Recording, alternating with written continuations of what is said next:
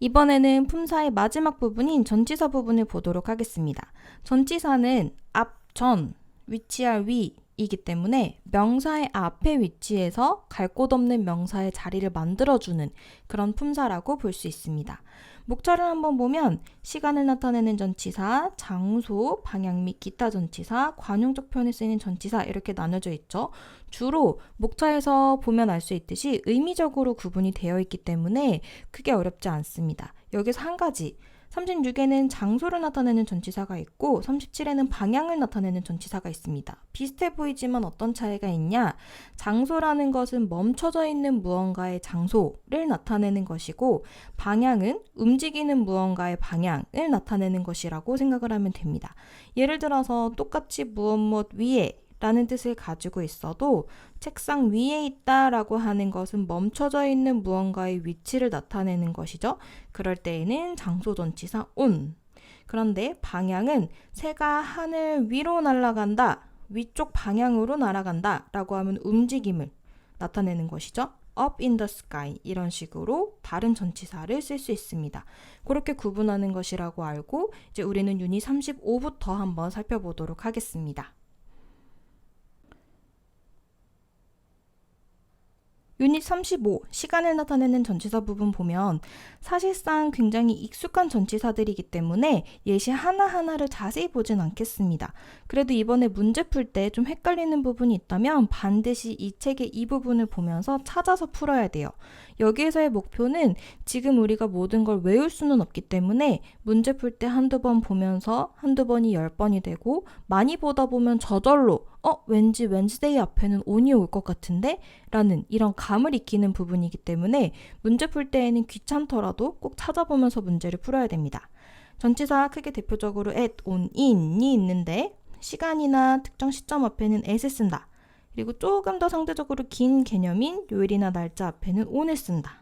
그리고 그것보다 조금 더 길 때 달이라던가 계절이라던가 연도 앞에는 in을 쓴다. 라고 나와 있죠. 예시는 다 보지는 않을게요. 오른쪽 부분 한번 보면 그런데 전치사가 붙지 않는 경우가 있대요. 어떤 경우냐면 앞에 every나 next나 last, this, each, all, some과 같은 표현이 오면은 전치사를 붙이지 않는다. 그래서 we go to the movies 한 다음에 every Saturday night이라고 every가 오면은 우리는 여기에 on을 붙이지 않는다는 것을 기억을 해야 됩니다.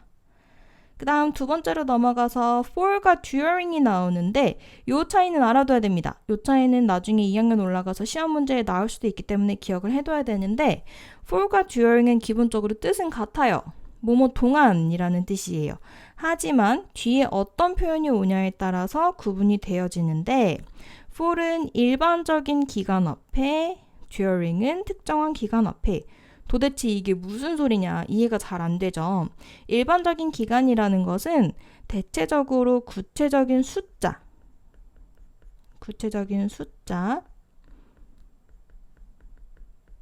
포함된 시간을 얘기합니다. 반면에 during 같은 경우에는 구체적인 시간이 몇 시간인지 며칠인지는 중요하지 않아요. 행사라던가 어떠한 이벤트를 언급하는 단어가 올 때 during이 옵니다.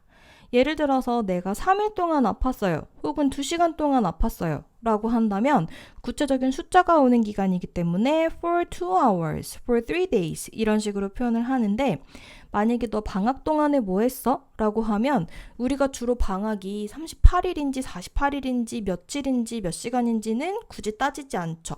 이렇게 행사를 나타내는 표현 앞에는 during이 온다 라고 생각을 하면 됩니다. 그래서 during the night, during the summer 여름이 며칠인지 정확하게 우리가 굳이 알 필요는 없죠.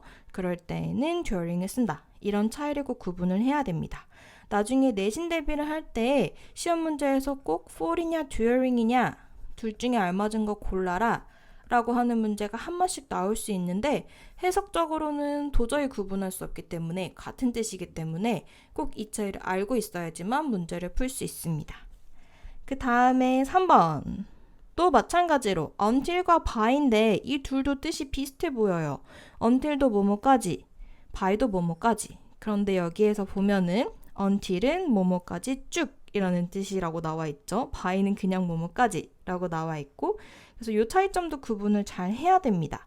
오른쪽 한번 보면 until은 지속적인 행위에, by는 일회성이 있는 행위에 쓰인다 라고 나와 있어요.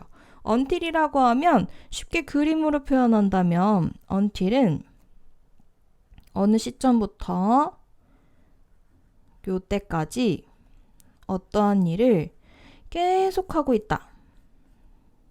계속 쭉 게 의미가 있다면 by는 마감 시간이 여기에요. 그래서 어느 요 시작 시점부터 사이에 요때 딱 했다. 요때 딱 완료하고 by 요 시점에는 끝난 상태를 나타내는 것이다 라고 생각을 하면 됩니다.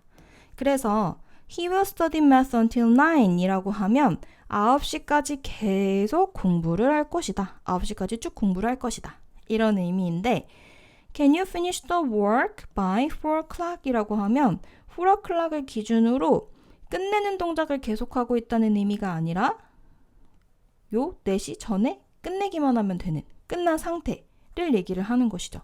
그래서 행위 지속 그리고 행위 완료라고 하는 것입니다. 이 부분도 해석으로는 구분할 수가 없어요. 해석으로는 둘 다 뭐뭐까지이기 때문에 해석 속에 있는 의미를 잘 파악을 해야 됩니다. 그 다음 before, after는 너무 쉽기 때문에 생략하고 from, since, within 부분도 보겠습니다. from과 since는 비슷해 보이지만 좀 달라요. from은 시작점만 알려주는 표현이에요. 언제까지인지는 몰라요. 언제까지인지는 모름. 그런데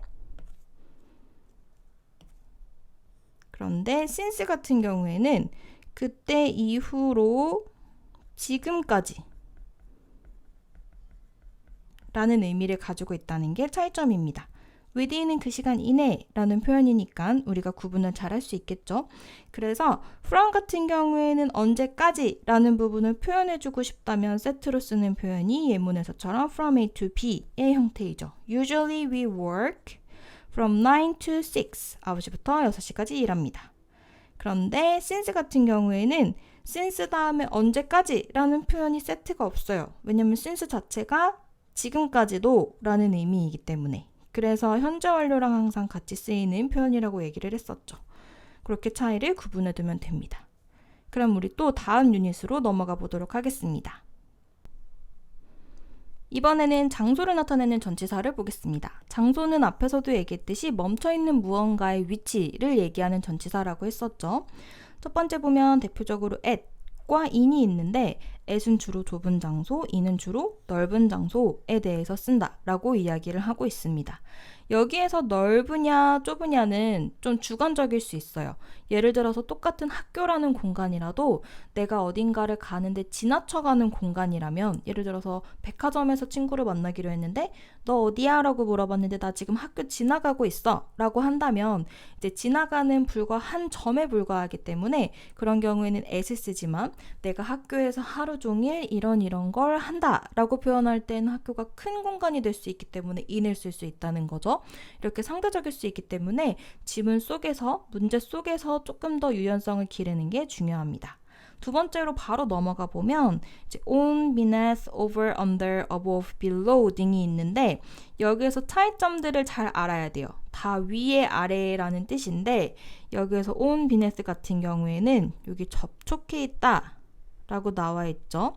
무언가와 맞닿아서 위에 있다 혹은 아래에 있다라고 한다면 on 혹은 beneath를 씁니다.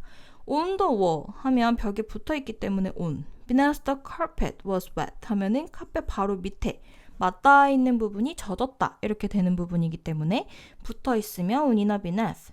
그런데 그렇지 않고 조금 떨어져 있다라고 하면은 over이나 under. 그런데 만약에 더 많이 떨어져 있다라고 하면 무엇 위에, 무엇 아래에 라고 표현을 하는 것입니다. 오른쪽 부분도 한번 살펴보면 비유적인 표현으로 쓰인 over에 대해서 나옵니다. over은 장소를 나타내는 전치사로 쓰였을 때에는 무엇 위에 라는 뜻을 가지고 있죠. 그리고 시간이나 비용 등과 함께 쓰일 때에는 무엇 이상, 이것도 마찬가지로 무엇 위에 라는 뜻이랑 비슷하긴 하죠. 의 뜻을 가진다. 그래서 the driver goes over the speed limit 하면은 제한속도 이상으로 간다 라고 해석을 할 수 있습니다.